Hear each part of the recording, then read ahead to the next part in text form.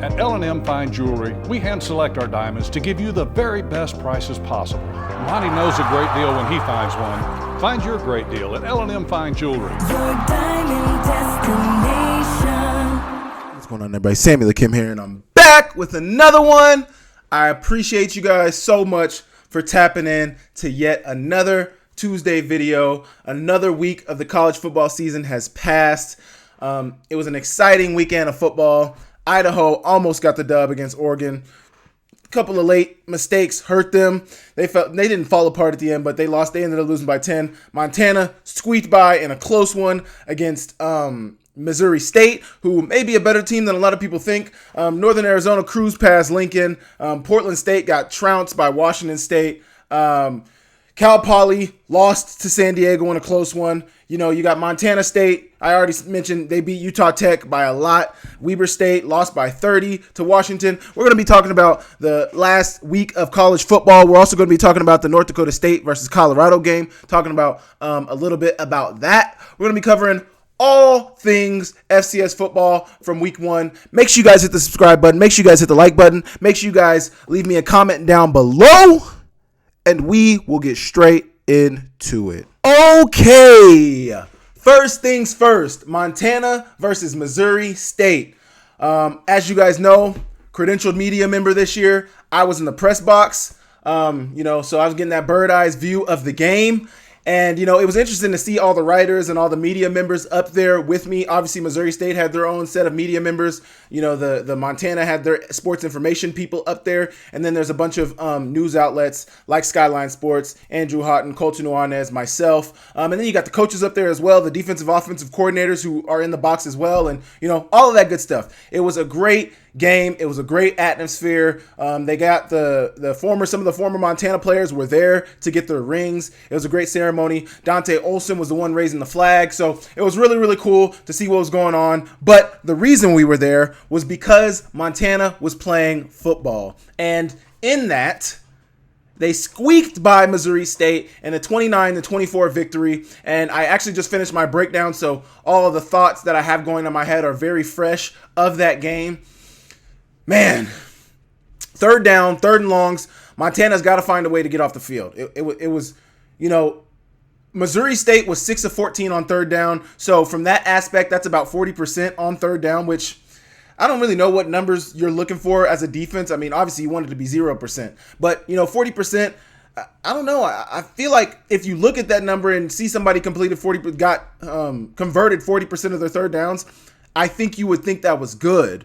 But when you watch the game and you actually watch the game back and you see the situations, 3rd and 12, 3rd and 19, 3rd and 12, 2nd and 15. So that's another thing. I remember during my halftime thoughts, and at halftime, I think they were like 3 of 9 or 3 of 8 on third down, or, it didn't look great statistically. But then when you're watching the game, when you're physically watching the game, it's the timing that it happens. And that's what I was going to mention. Is like third down was bad, but there's also some second and longs that they converted, like a 2nd and 15, a 2nd and 12, like 2nd and 10, like where, Missouri State was able to find holes in the Montana zone where they're converting it. Now, I'll give them this. The Missouri State quarterback completed about 58% of his a little bit over 58% of his passes. He threw it about 40 times. I think he finished with like 30 passes. I don't know. Their running back, Jay Wright, was a very good player. They had another running back, number 5. He was a really good player. Their receivers were all good players. They were all able to find the holes in the zone. The quarterback was able to find them. I think when you play against a Montana defense, they're bringing so much pressure. You look at the completion percentage of the quarterback. It's usually around 50, upper 50%, low 50%. It's in that 50 to 60% completion percentage range, which is not great from a quarterback. So if you look at the stats, it doesn't look great. But watching the game, their quarterback didn't play a terrible game. Clark did not play a terrible game. He looked really good. The only time he really struggled to complete passes to receivers was when he was under pressure, when he had a clean pocket. And I'm really saying this because on the radio, in the post-game show on the radio, I mentioned that I didn't think he played a great game. And I went back and watched it. And this is what I do a lot of times is we do the post-game show and you're making your thoughts just right there after the game. And it's really hot on your mind. And I even mentioned on the show, I said this a lot last year too, but I mentioned it on the show on Saturday that like I want to wait I want to wait to watch the film to really judge what I think about everything. I haven't really seen it back. My memory's not great. So when I first watch it, when I just watched the game live, there's so many thoughts on my head. There were so many things going through my head after that game. Because also another thing I had mentioned on the radio was that I didn't think Montana tackled very well in that game. And although there were instances where I don't think they tackled very well, I don't think tackling was the biggest problem that we saw from their defense. There definitely was some missed tackles, some missed open field tackles that you don't usually see from a Montana, Coach Houck, coach defense. You don't usually see that. They're usually very sound in the tackling game, and that's usually what separates Montana from a lot of different defenses. But I want to give Missouri State the rightful credit. They had some really good players on their team. This is Division I football. They're currently transitioning to go up to the FBS. They got good players on their team, man. Their running back number 9, he had 140 yards of total offense with a touchdown, a rushing touchdown. He played a phenomenal game. The receivers, they were spreading the ball all over the place. Like I said, their quarterback was not a slouch either. But I don't think the tackling for Montana was really a big issue. I think for the biggest issue for Montana was them getting off the field, them giving up the medium receptions, the medium intermediate receptions. That's the word I'm looking at. Those intermediate, 10 to 12 to 15 yard completions. That's what really hurt Montana. But outside of that, I don't think their pass rush really struggled. I think they were getting to the quarterback. I don't know, man. I just think Missouri State played a pretty good game, man. When Montana would score, Missouri State would answer. When Missouri State would score, Montana would answer. I think this is really the type of back and forth game that you can see in a week 1. But I think it's also a good back and forth game that you see from a good opponent. You watch the game back, and I don't think Montana played terribly. Now, there was the muff punt. Montana gets off the field 3 and out real quick to start the game, and you have Drew Deck who muffs the initial punt. And yes, so you point to that. Missouri State ends up scoring that drive. That you take that away, say Montana scores, because they started out with the ball. Montana started out with the ball. They punted it away. They pinned Missouri State down inside the 5. Missouri State struggled to get anything going. I think actually they might have been on the 6, but inside the 10-yard line. They struggled to get anything going, and then they muffed the punt. I'm trying to think if there was a penalty, but they had some big third down completions on that drive after the muffed punt, and they ended up scoring. That was Jay Wright's rushing touchdown to start the game. Man, you take that away, say Montana gets the ball back, and they drive down and score, you're looking at a different ball game. But there was a bunch of things that happened in this game. So there was a fumble from Ayat in the third quarter that could have completely flipped the game on its head. It was a 17-12 ball game at that point, about 7 minutes gone away, or about 7 minutes left in the third quarter. Say Ayat doesn't recover that fumble, which it was very, very close. Say he doesn't recover that fumble, we might be looking at a different ball game. They might have got a field goal, they might have got a touchdown, who knows? I do think Missouri State was doing pretty good when they got in the red zone, being able to finish drives. And then you look at the drops. Aaron Fonts had 2 wide open drops in the second quarter, and then a drive later he had a wide open, it wasn't wide open, but he was in traffic, he caught the curl, seemed like he had it, and then when he rolls over, the ball comes out. So 3 drops for Aaron Fonts, which isn't really, you don't see that a ton from him. I think the quarterbacks played, and this is what everybody wanted to know, and this is what everybody was interested in. Who's going to start the game? Who's the quarterback? We ended up seeing both quarterbacks. Personally, I think they both played well. I think they both have room to improve. There was a post play that Fife had that I think was really there. The refs really kind of missed a pass interference call, and they ended up calling one in Montana's favor later on in that game, which I don't so much think was a pass interference. You guys can go watch the breakdown for me to hear me talk about that.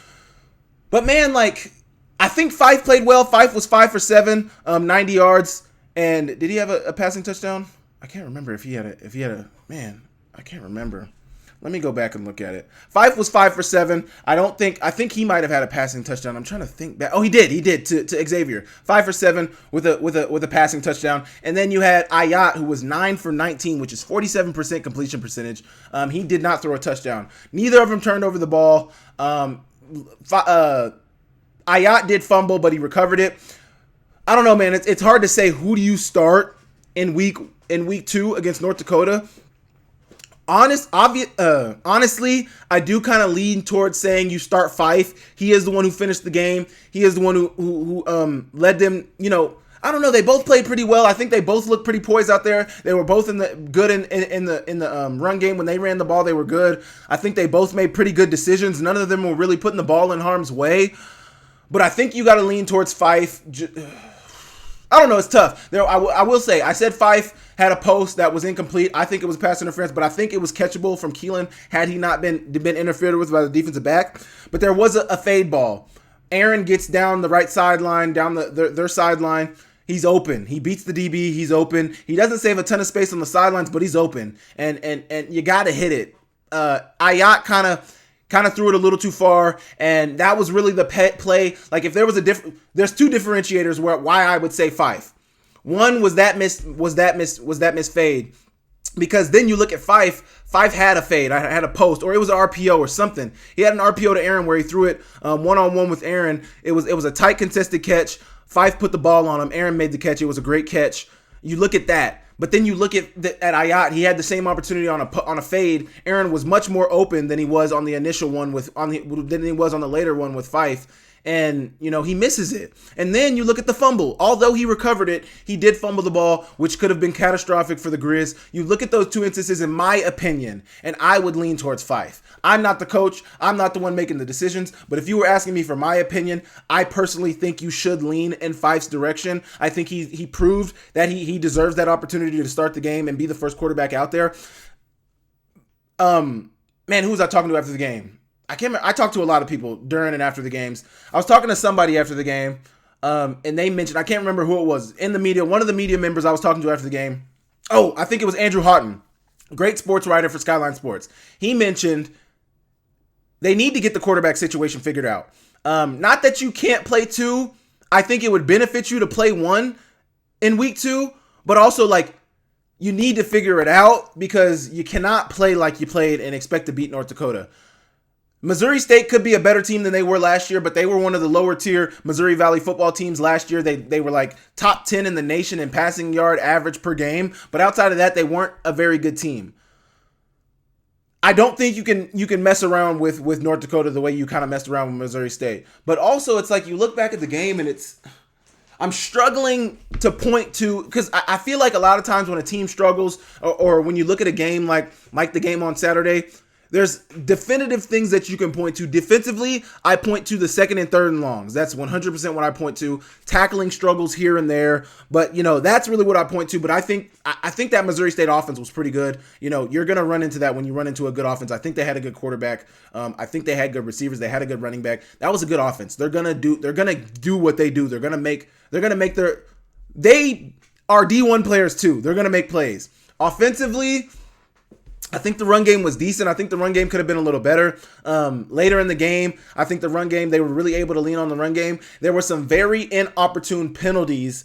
Xavier Harris had a unnecessary roughness. And I watched the playback. The defensive back drove him into the sidelines so unnecessarily, and I understand where Xavier is coming from, but you gotta refrain from making that penalty that hurt them majorly in that drive. It was it was gonna be a 2nd and 5, 2nd and 4. It goes to a second and 20. You cannot have it. That hurt them. The false start late in the game kind of hurt them. They probably could have closed out the game. It would have ended at 20. At that point, I think it was a 26-17 ball game. I think. I'm trying to think. No. It was a 26 to, I think it was 26-24. They ended up kicking the 3 to make it 29-24, but they probably would have been able to run the ball out had they not got that false start. They were moving the ball great. I'm really trying to think about what the problems were offensively, because obviously they only put up 29 points. Some drives stalled because of some drops, just some mistakes here and there. The drops really hurt one of their drives where they ended up getting 3. Penalties, inopportune penalties. They didn't really turn over the ball. I don't know. I think Missouri State was doing a good job of controlling the time of possession as well. I want to look back and see what their time of possession was, because, I think it seemed like Missouri State would have won the time of possession battle. And when you look back at it, yeah, they 36 minutes of time of possession for Missouri State and 23 minutes of time of possession for Montana. So from that standpoint, they were doing a good job of controlling the ball, good job of controlling the clock, like keeping the ball away from Montana. When they had drives, they were going on long drives, and some of those big third down or second and long conversions really helped push their drives further. So, I think it's just the way Missouri schemed up that game, controlling the clock, controlling the ball, not making a ton of mistakes. They were running the ball pretty decently. It just was a weird game, man. It was just that first game.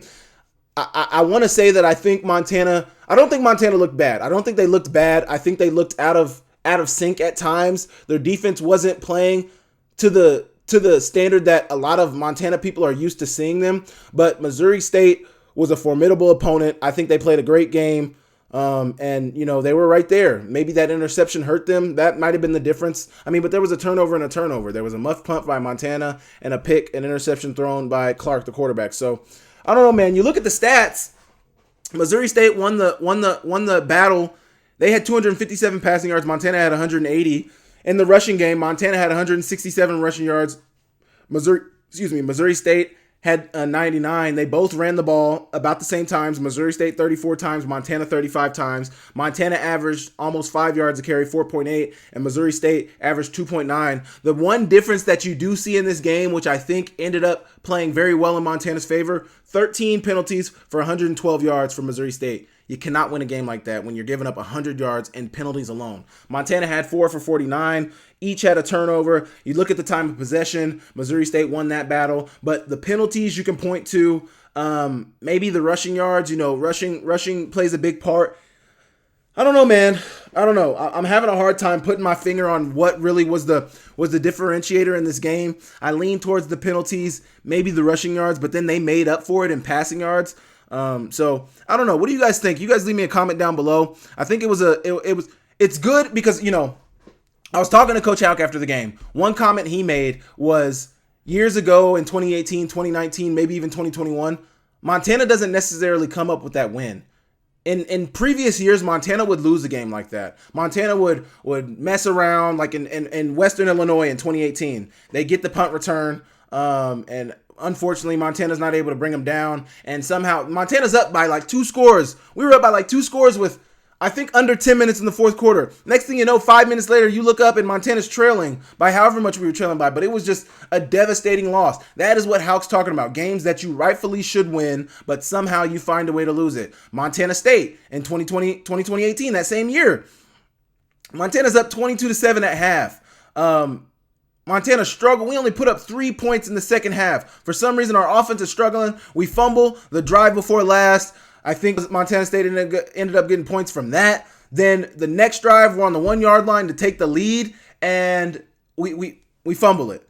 Just finding a way to lose a game that we should win. And I'm sure there's other games that you can point to in that year in 2019 that Montana should have won, and for some reason we lost. Well, now you look at this game. It's a very close game. It's a good opponent across from you. They're moving the ball at will, it seems like at times, and you find a way to win. And I think that's some of that championship medal. Last year they really developed that culture that Houck had been trying to develop for the last 4 to 5 years, and I think it really came into fruition in 2023 season. And they found a way to win. So good for the Grizz. Missouri State, I can't remember who they play next week. I looked at their schedule a couple of days ago. Looking at it right now, they play Ball State next week. So FBS opponent next week for Missouri State. Montana has North Dakota in Grand Forks, North Dakota. So that's going to be a very tough matchup for them. A ranked matchup, Stats Perform ranked matchup. North Dakota was a playoff team last year. They lost to Sac State in a close game.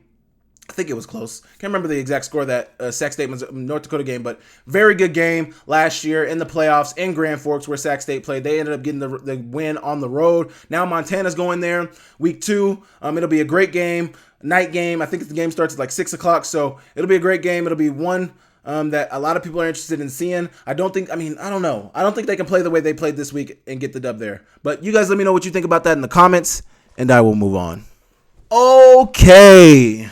Next, I want to talk and react to that Eastern Washington versus Monmouth victory. This is a team that I've been talking about all offseason, and man, I tweeted something during the game which ended up biting me in the butt. Monmouth versus Eastern Washington. Eastern Washington trounced Monmouth. They won 42-27. You got Efton Chisholm, who I just saw was announced the Big Sky Player of the Week. He had a great game. Kakoa Vispris also had a really good game.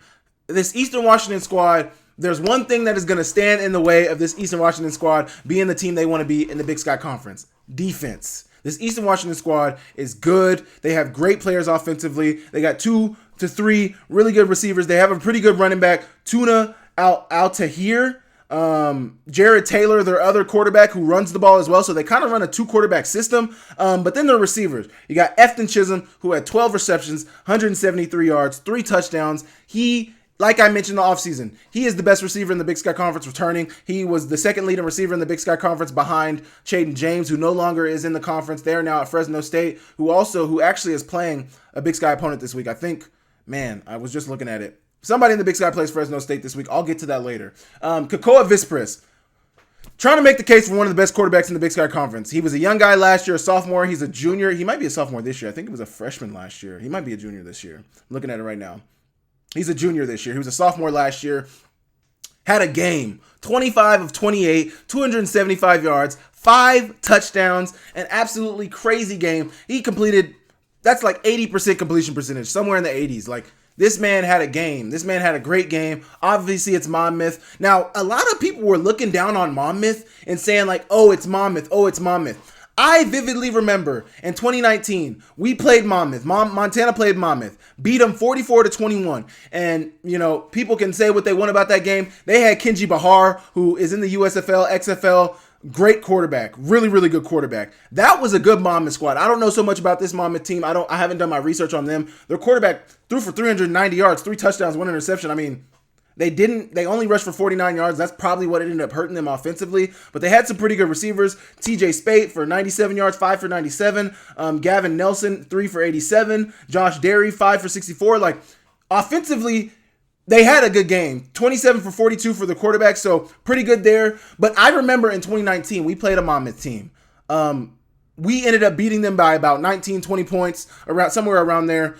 And they ended up winning the Big South. Before it was the Big South OVC, they ended up winning the Big South.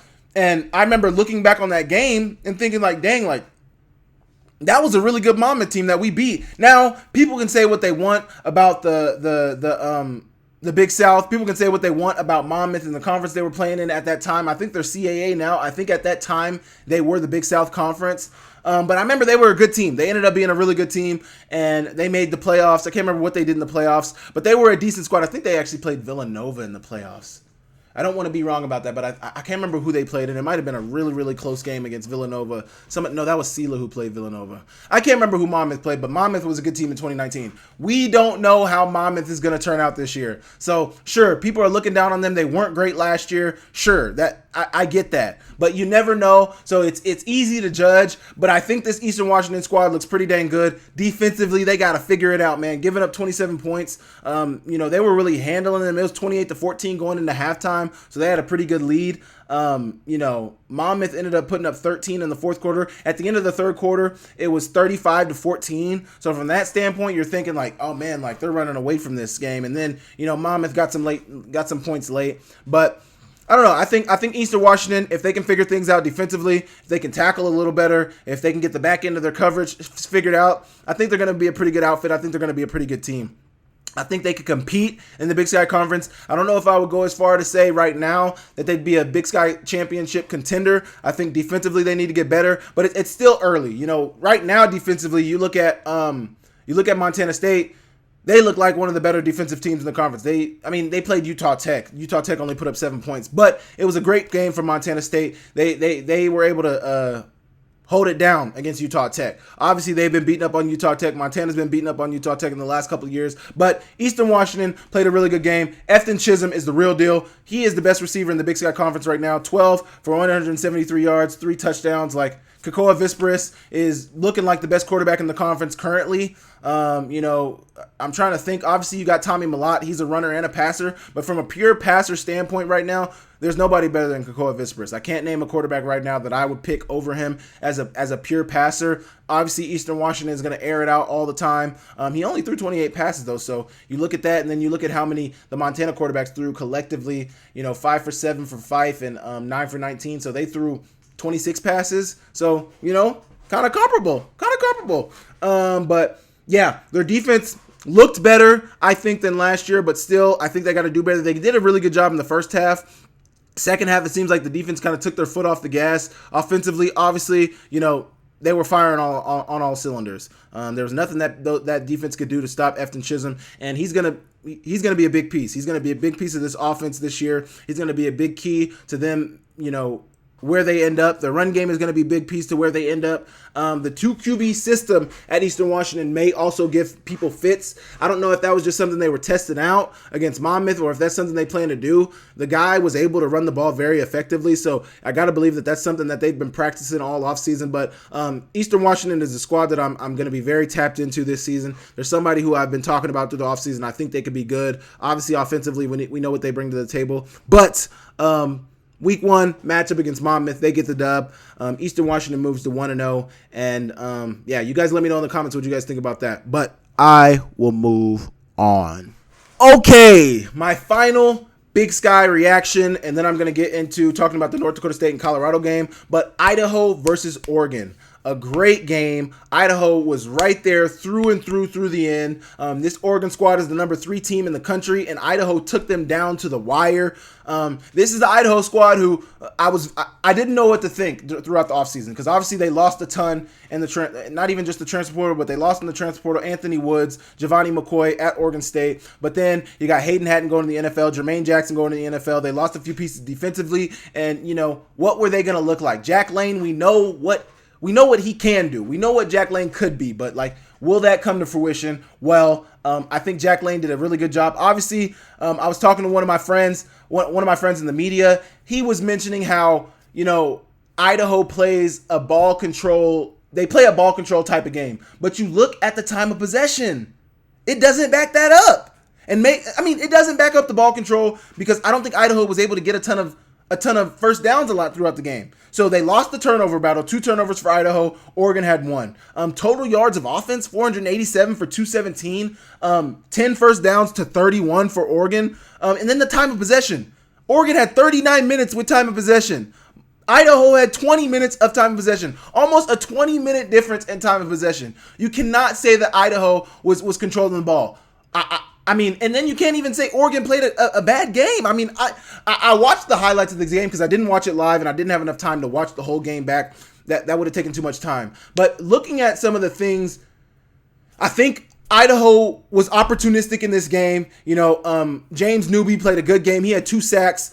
He's going to be one of the players that I highlight this week in this video. But he had a good game, 2 sacks, one of them for a sack fumble at a really good time that they got that turnover. But man, Oregon missed a field goal, which I think in the first half, which, kept Idaho in it. But, Oregon was throwing the ball all over the place. They were moving the ball. I can't understand for the life of me why they weren't able to finish their drives, why things just stalled out for Oregon. Obviously, if I watched the entire game, I would get a better picture of things. But, man, I don't know, man.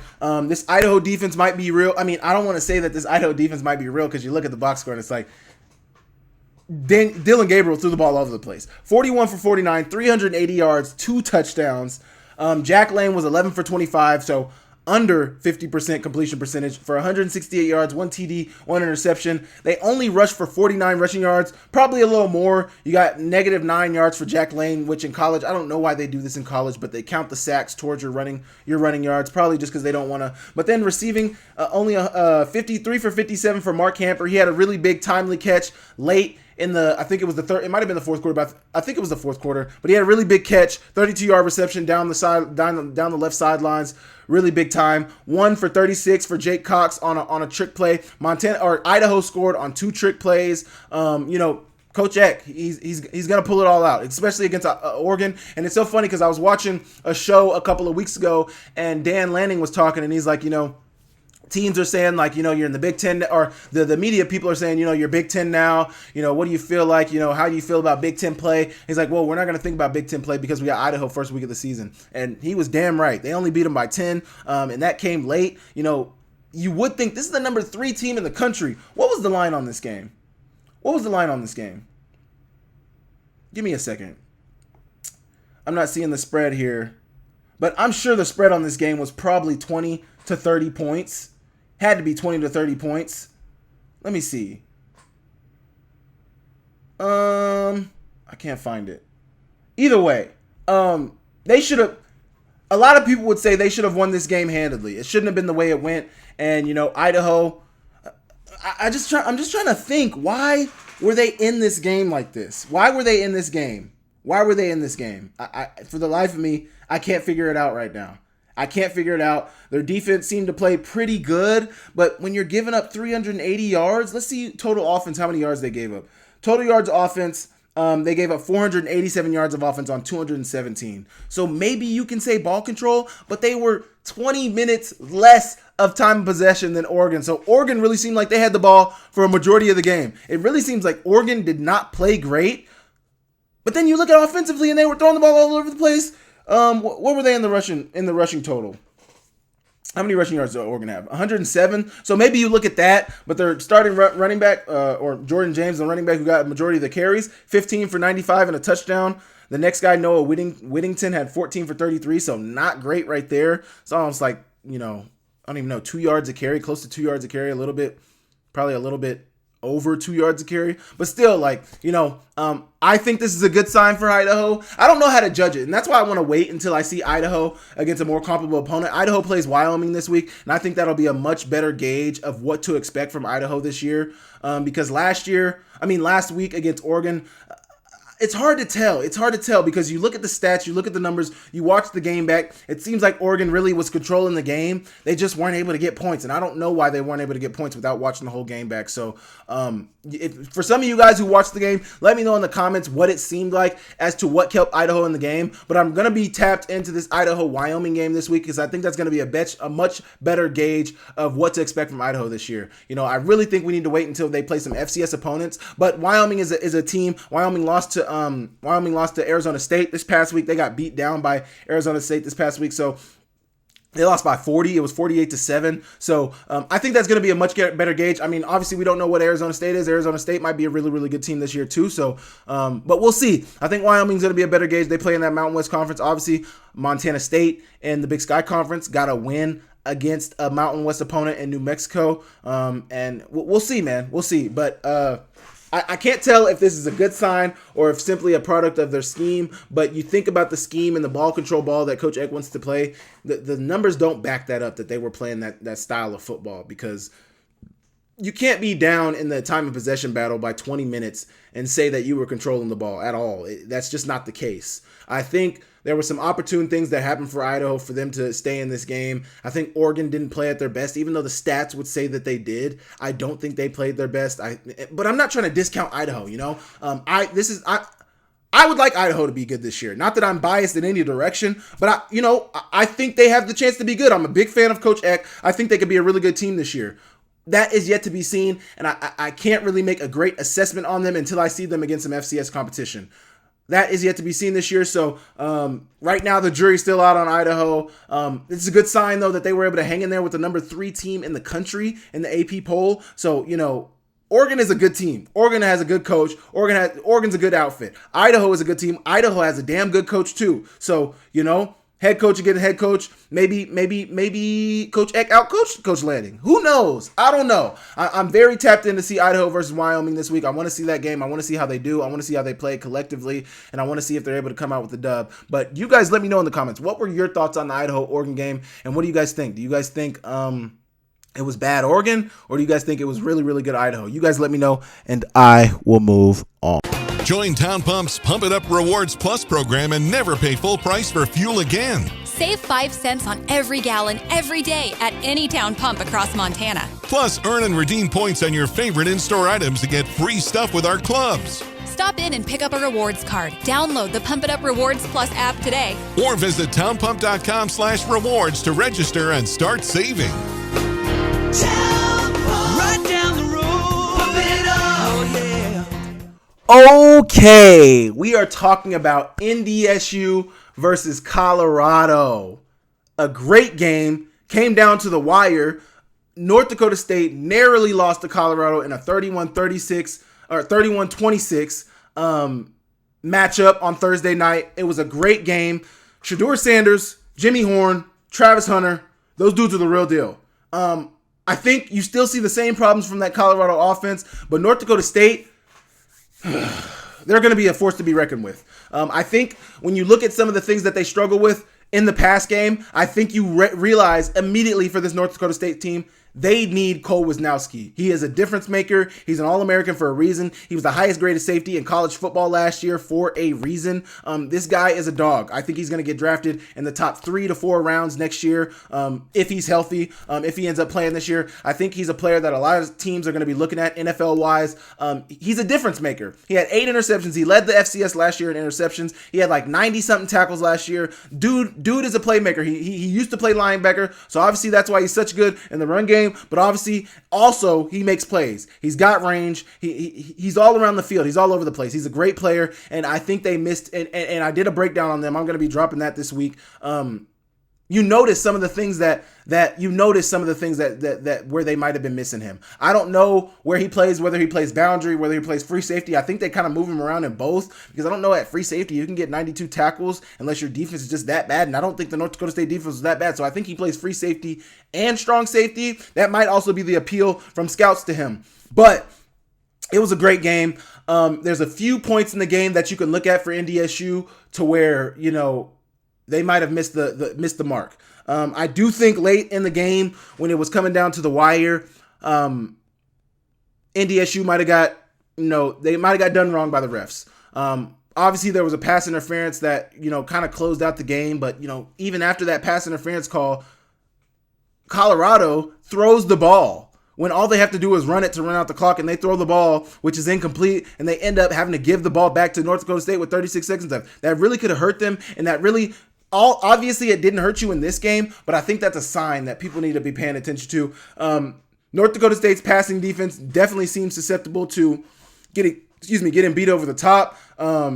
Colorado, obviously, those are great players on Colorado, but there were some holes in that defense. There seemed to be some deficiencies in some of the coverages that they were running. That guys weren't on the same page. Their safeties didn't seem to be locked in with what was going on.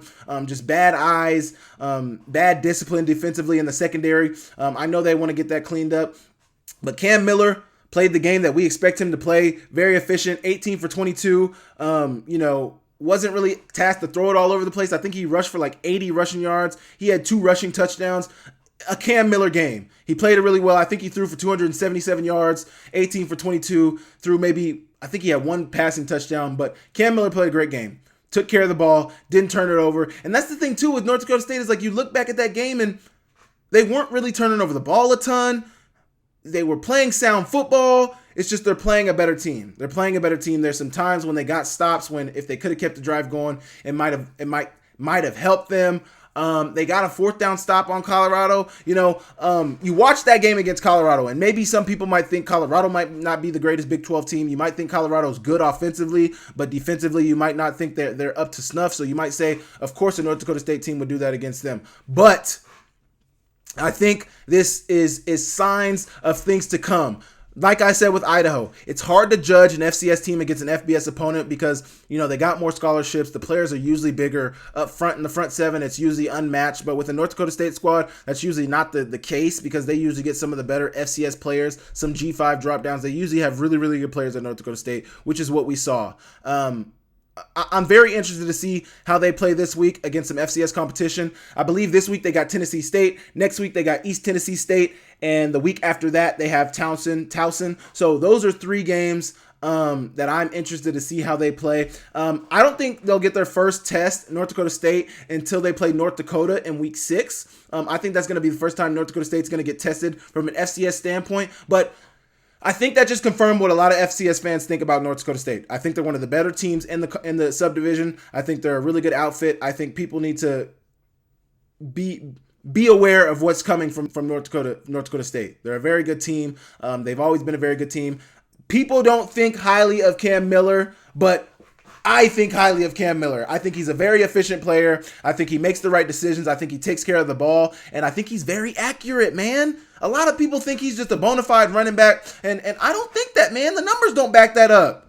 And obviously, there was a PFF. Stone Labanowitz posted a tweet or a post from a PFF player, a PFF reporter, media member, talking about Cam Miller. He said Cam Miller is the best quarterback in FCS football. I guess that's judging off the PFF ratings. And a lot of people were like, you can tell these guys don't watch FCS football. You can tell they don't watch NDSU. They're just looking at the numbers. And sure, you can say that. I'm not going to say that he's the best quarterback. I think Mark Gronowski is the best quarterback in FCS football. He wins and he gets the job done, man, at a high level. But when I watch Cam Miller, I think he's a very good quarterback. I think he's a very accurate, very good quarterback. And he makes winning plays. He's a winning player.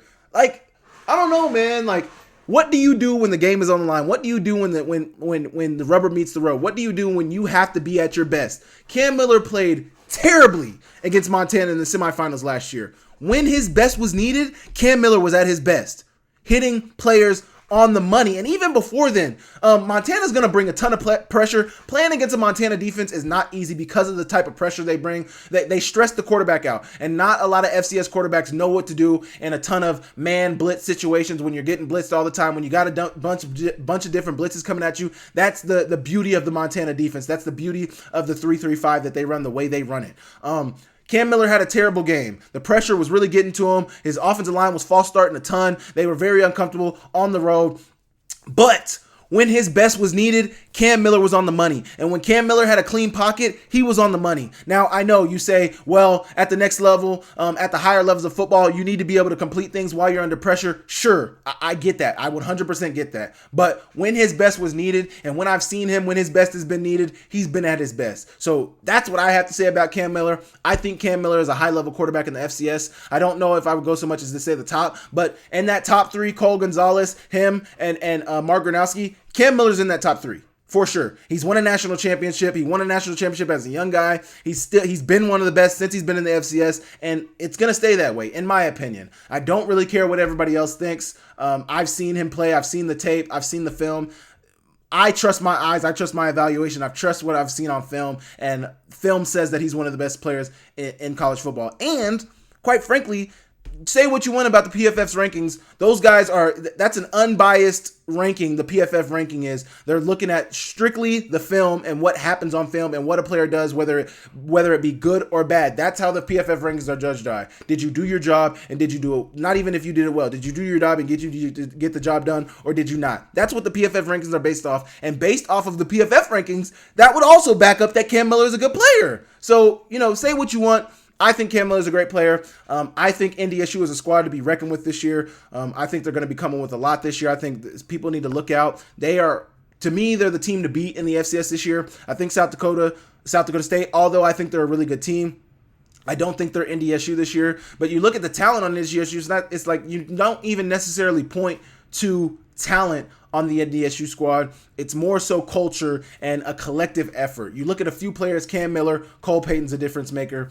None of the receivers necessarily stood out to me in that game on Thursday. Not to say they won't, but then Cole Wisnowski on the defensive end. They had a defensive lineman. I don't know his name, but number 53. He's a difference maker as well. He made plays last year. He's making plays this year. He was dominating that Colorado offensive line. But you look at those players and then you look at the culture and the collective makeup of North Dakota State. I think they're a good team. You guys let me know in the comments what you think about this North Dakota State squad. What did you think of the North Dakota State-Colorado game? Did it make you think, ooh, uh-oh? Or, did you think, it is what it is. Colorado's not that great. I don't know. You guys let me know in the comments, and I will move on. Okay, now I want to talk about my top Big Sky performances of week 1. Last week I talked about my top FCS performances because only one Big Sky team played last week, so I was mostly talking about, but I got some top Big Sky performers this week. So these guys played really, really good this week, and I got 5 players that I'm going to be highlighting. At 1, I got Tommy Mellott of Montana State against Utah Tech. They beat them 31-7, handled them very handedly. Usually in the past they beat them worse than that. I think last year they put up like 50 on Utah Tech, but Either way, Tommy Mellott, 14 for 21, 152 yards, 1 touchdown, 7.2 average in the passing game. Then you look at his carries, 6 carries, 71 yards, 2 touchdowns on 11.8 yards a carry. And this is another thing that I mentioned. He only had 6 carries. Last week he had 9 carries, and 3 or 4 of those were on scrambles. I don't think they're making a concerted effort to run Tommy Mellott on the ground. I think they're doing a really good job of trying to protect him, using what he's good at. Obviously, his legs are a piece of his game. You cannot negate that. You have to utilize that when you get the opportunity. I think they made a more concerted effort this week to run him a little more, this past weekend a little more than they have in the past. But, Tommy Mellott, great performance from him, about 220 yards of offense for him, a great and 3 touchdowns. I mean, you can't say he wasn't one of the better players in the conference this week. He played really great performance from him. At number 2, these aren't ranked. I'm just 1, 2, 3, 4, 5. There's 5 of them on there. My second guy who I wanted to highlight was Hayden Harris. I don't know his tackle numbers. I didn't go on Grizz.com and look at the tackle numbers, but 2.5 sacks, 3 tackles for loss. A great game by Hayden Harris for Montana. He was a player last week, and I want to shout out Denny Bedard for making this point on the post-game show. He mentioned how Houck talked about it takes players some FBS drop downs like Hayden Harris. He came from UCLA. It takes players like that some time to be able to get used to FCS football sometimes, which is, you say it's weird because they're coming from a better level of football. Why would it take them some time? Said usually it takes transfers, maybe not just drop downs, maybe it's just transfers in general. It takes transfers about half a season to get acclimated, and you notice that with Hayden Harris. He came on late in the season, was one of the better players for Montana's defense last year, that very talented, very high octane defense for Montana, but he was one of the better players. This year he came out the gate hot. 2.5 sacks and 3 tackles for loss is an absolutely amazing game. Obviously, if Efton Chisholm got Big Sky Offensive Player of the Week, they've probably already announced the Big Sky Defensive Player of the Week. I haven't been on socials this morning, so I don't know who got Big Sky Defensive Player of the Week yet. But Hayden Harris had an absolutely amazing game. Hopefully he's able to keep that up. 2.5 sacks in the first game. If he keeps that pace up, he's going to be, up for Defensive Player of the Year for sure. Big Sky Defensive Player of the Year, and maybe even the Buck Buchanan Award. So Hayden Harris had a great game. A lot of guys on that Montana defense, even though they gave up 24 points, I think there was a lot of guys who could be highlighted on that defense who had a really good game. But Hayden Harris gets it for me this week, and I'll move on to my next player. Next on that list is the Big Sky Offensive Player of the Week, Efton Chisholm. 12 receptions, 173 yards, 3 touchdowns. Didn't put the average on there, but probably a pretty decent average there. Efton Chisholm is, the best returning receiver in the Big Sky Conference. I'm sure he's got some NFL looks. He was on some of those watch lists. I think he was on the Senior Bowl watch list. I also think he was on the Shrine Bowl watch list. I can't remember. I talked about it in some of my previous videos. But Efton Chisholm, great receiver, not the biggest receiver, really good route runner, really good with the ball in his hands, and that's one of the things he did really good this past week was having the ball in his hands. Very excited to see how the rest of his season goes, but he's somebody I wanted to highlight this week. He had an amazing game Thursday night against Monmouth, and I'm excited to see how the rest of his season goes. Number 4 on this list is Elijah Tolliver from Sac State. Obviously, it was in a losing effort, but he had 22 carries, 110 rushing yards, 2 touchdowns, averaged 5 yards a carry, and then he had 2 receptions for 21 yards. So not the yardage output the same as some of the other offensive players like Tommy Mellott. Obviously, he's a quarterback. He touches the ball every play. But Elijah Tolliver playing up in competition against San Jose State. I think that's a good game for him. 110 rushing yards, 2 touchdowns against a San Jose State squad in the Missouri Mountain West Conference. I think that's really good, man. So Elijah Tolliver, not the biggest running back, kind of a slimmer running back, but real quick guy who can make guys miss, can make you miss in a phone booth. I think he's a really good player. Excited to see how the rest of his season goes. The last player on my list is a Montana guy. He's from Montana. Ended up going to Montana Tech, transferring to Idaho. Keyshawn James Newby, playing against the number 3 team in the country. The number 3 team in the country, Oregon. This man had 6 tackles, 5 solo, 2 sacks, and 2.5 tackles for loss. Are you kidding me? Are you kidding me? 1 sack was a sack fumble. Are you kidding me? Keyshawn James Newby had a game, and if anybody deserves Big Sky Defensive Player of the Week, obviously Hayden Harris had a great game, but Keyshawn James Newby was playing against tougher competition in Oregon. Tougher competition, 100%. Keyshawn James Newby made a great case to be Big Sky Defensive Player of the Week. Even though it was in a losing effort, this man had a game, man.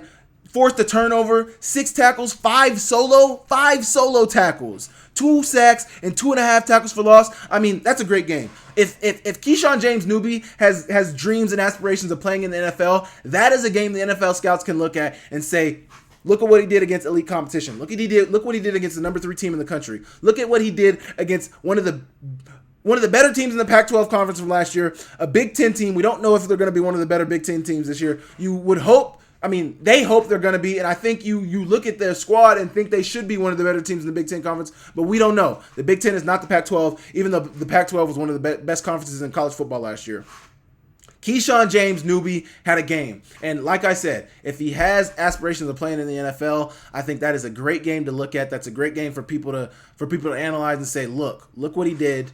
Look at the scouts. The scouts will look at that and be like, look. You can go to your head coach and say, look what he did when he was playing against better competition. Look what he did when he was playing against elite competition. It checks out. So great game from Keyshawn James Newby. If I had a vote for Big Sky Defensive and Offensive Player of the Week, my vote would have been Efton Chisholm, who did get it, and then Keyshawn James Newby would have been my defensive pick. I know Hayden Harris's stats were a little better. He had 3 tackles for loss, not 2.5 tackles for loss.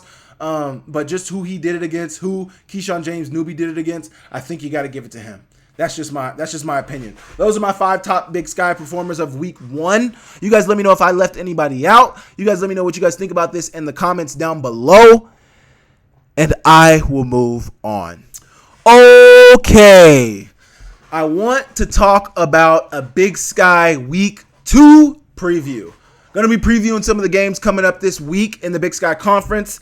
And first, we have Idaho, Wyoming. I feel I've already talked about that game. I think it's very hard to judge because I don't know if Oregon played a bad game. Statistically, they look like they played a good game, but you look at the score, it doesn't back that up. And then you look at the time of possession, they won in every metric possible. But they were in a 10-point game with Idaho to come down to the wire. Like, I don't understand that. Idaho, Wyoming, I think that'll be a better gauge of what to expect from Idaho this year. Like, Montana State beat a Mountain West opponent already in New Mexico. I think the Big Sky Conference could get another one with Idaho versus Wyoming. So that's a good game that to watch for. I'll be keyed into that game to see how that goes. That'll be on True TV at 1:30 p.m. on Saturday. Show us what you got, Idaho. Go get a dub against a Mountain West opponent. I would love to see it. Next, we got Idaho State versus Western Oregon. Idaho State lost a close, it was kind of close. It kind of got away from them towards the end of it. But Idaho State was in the game against Oregon State for much of the game. They ended up losing. They're 0-1. They're playing against Western Oregon, who's 0-0. That game is on ESPN Plus at 4 p.m. on Saturday. I think Idaho State should win that game pretty handedly. They should have no issues winning that game. I think that'll be a better gauge of what to expect from Idaho State. But, after watching some of these FBS versus FCS opponents in terms of Big Sky teams playing in them, I think we might be in for a pretty competitive season in the Big Sky Conference. I think it's more even in the Big Sky Conference, I think, than it has been in years past. I think Idaho State's a good team, a better team than they have been in the past. Idaho's a better team. Montana's obviously where they are. Cal Poly was in a tight one against San Diego, but I don't know how good San Diego is. Northern Colorado did not get beat down by Incarnate Word. They only lost by 3 touchdowns. To stay only, I think that's a good thing for Northern Colorado because usually they get beat down, but also that is a Southland opponent. Eastern Washington, I think, could be a good team. Montana State, we know what they bring to the table. Portland State is a good squad. They have good players on their team. Their schedule is just brutal.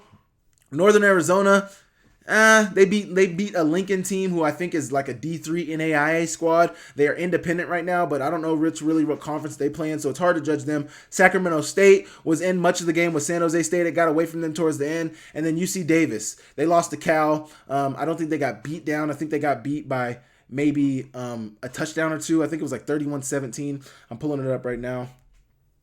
UC Davis lost 31-13. So, yeah, they lost by 18 points. So, not a beatdown of any sorts, but, how good is Cal? So, a lot of these teams in the Big Sky Conference, you want to wait until they play Big Sky competition. But Idaho, Wyoming, going to be a good game. Tap into that game. Western Oregon, Idaho State, I think this will not be the greatest judge. Maybe wait till they play some FCS competition, but they should win that game. Montana, North Dakota, that's probably the game of the week. That one, and if I had to say another one, it'd be Drake, Eastern Washington. Drake was the Drake, Eastern Washington, and then you got Portland State, Weber State. So 3 really good games in the Big Sky Conference this week.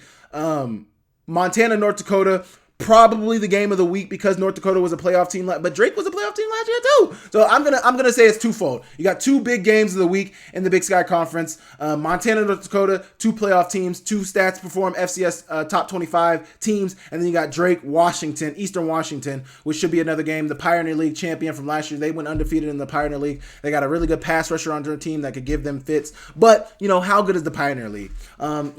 I think if Eastern Washington loses that game, that says something about either Eastern Washington or it says something about Drake. But you watch Drake in the playoffs every year, and they get beat down.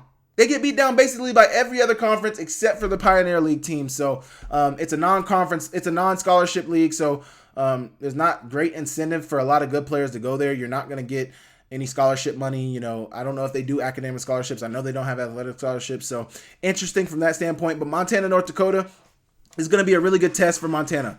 North Dakota is 0-1. They played Iowa State, I believe they did, and they lost only by 17. It's only by 17, but they lost by 17. North Dakota is a good squad, a playoff team. They lost to Sac State last year. Looking at the box score of this North Dakota game when they played Iowa State this weekend, their quarterback was 17 for 30, 121 yards, 1 touchdown. The team collectively rushed for 174 rushing yards, so not terrible. They rushed for more yards than Iowa State did.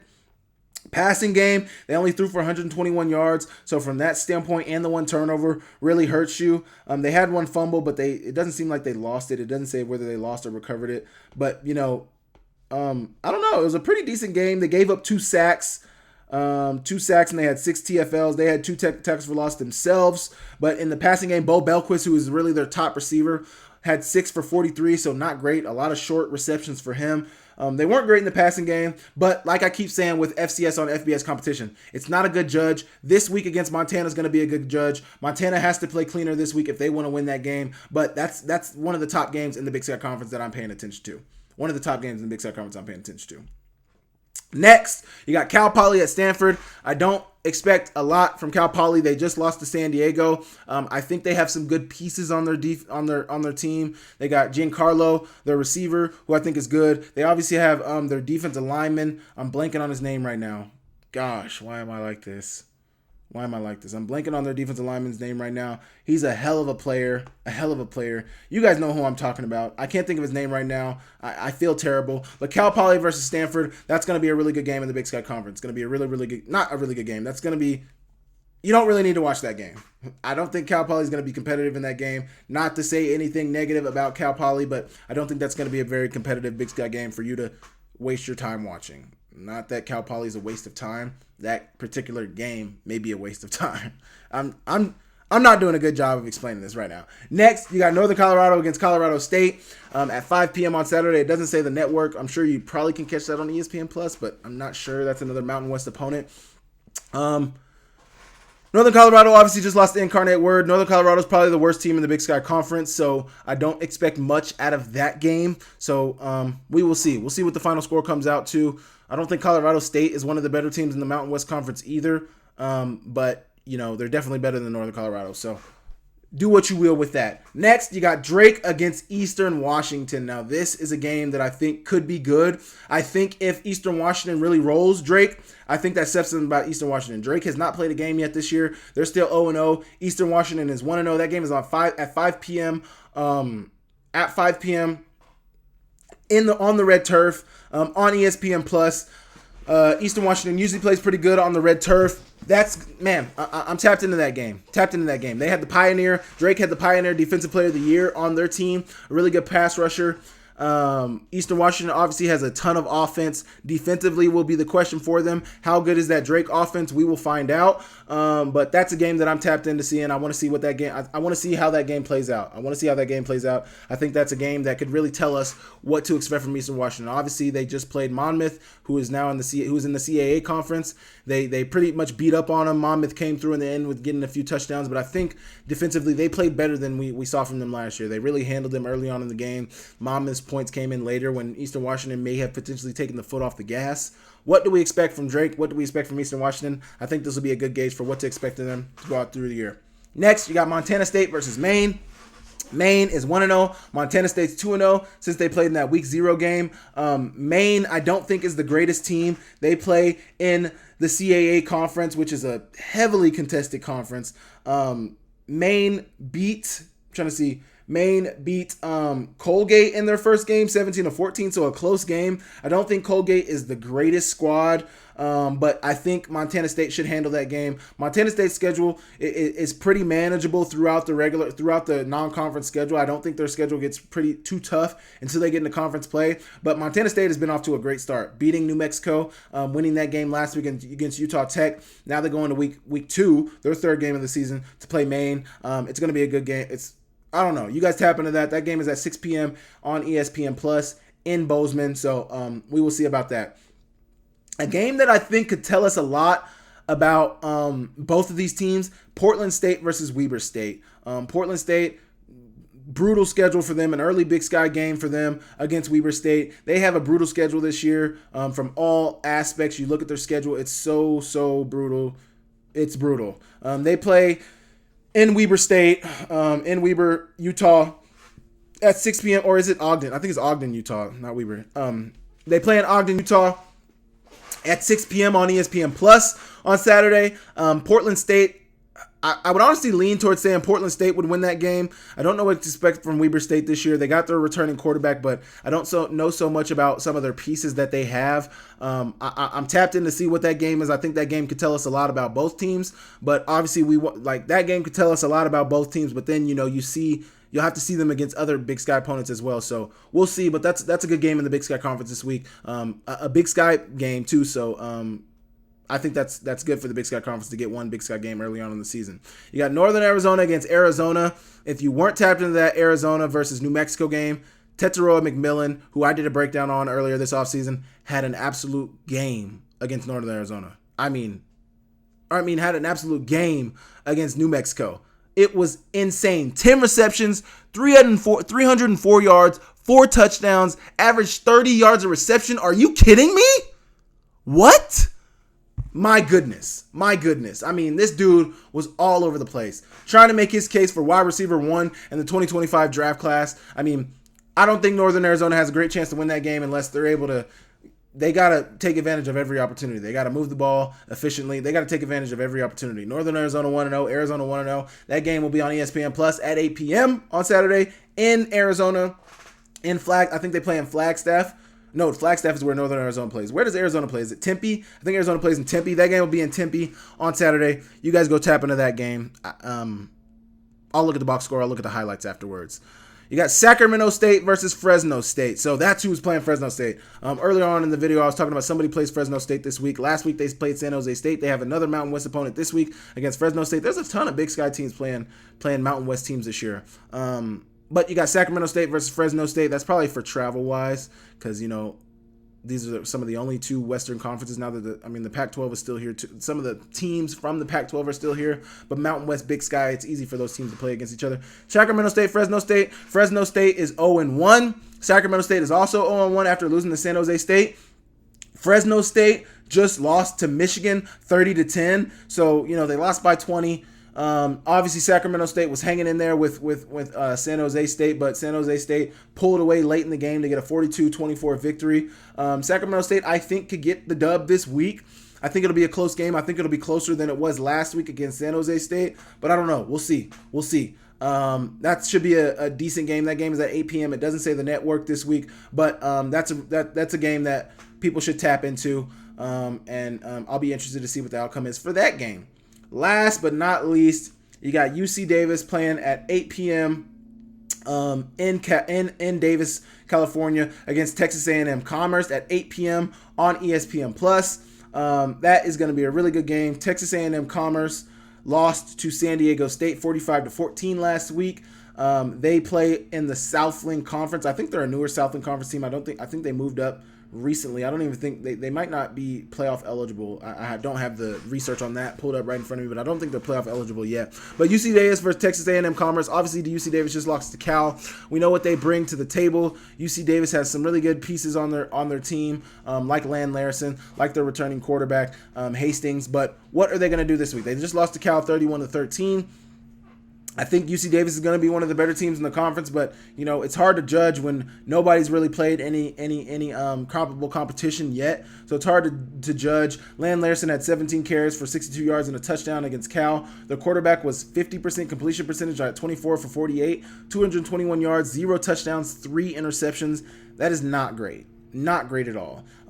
He threw for 221 yards, but they also lost his fumble. So, you could say that UC Davis might have been better off in this game had they not turned over the ball 4 times.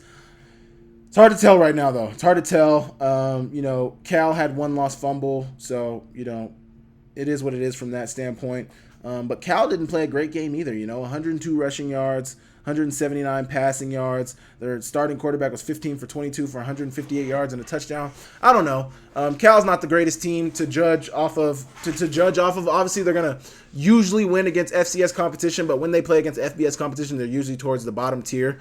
But it'll be interesting. UC Davis against Texas A&M Commerce. That's a game that I would, if I could guess before the game, I think they should win, but I don't know much about Texas A&M Commerce, so I'll be interested to see how that game turns out. That game is at 8 p.m. in Davis, California on ESPN+. So those are the game previews for you this week. Let me know what game you're tapped into watching. Some of the top games that you're interested in seeing. My 2 top games of this week are going to be Drake versus Eastern Washington and Montana versus North Dakota. Those are the 2 top games that I think if you were tapped into, if you're not a fan of any team, if you're just a fan of the subdivision, go watch Montana versus North Dakota, 2 ranked opponents. Eastern Washington versus Drake. Drake was a playoff team last year. They won the Pioneer League last year, so that's a game that I think could be pretty good, could be pretty competitive. Idaho, Wyoming is also another game that I think could be a pretty good game, so go tap into that game. But those are the previews for this week. Thank you guys, and I will move on. Okay, I had one more topic, but I'm gonna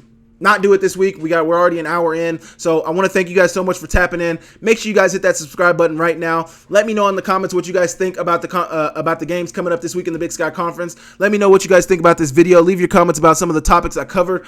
Make sure you guys hit the like button, hit the subscribe button. Tell a friend about the channel. My subscribers have grown astronomically since the season has gotten going again, which is to be expected. People love the breakdowns, so I got a few breakdowns coming this week. NDSU, Colorado. That might have already dropped by the time this video comes out, but then I did Montana versus Missouri State as well. I did not do the Montana State game because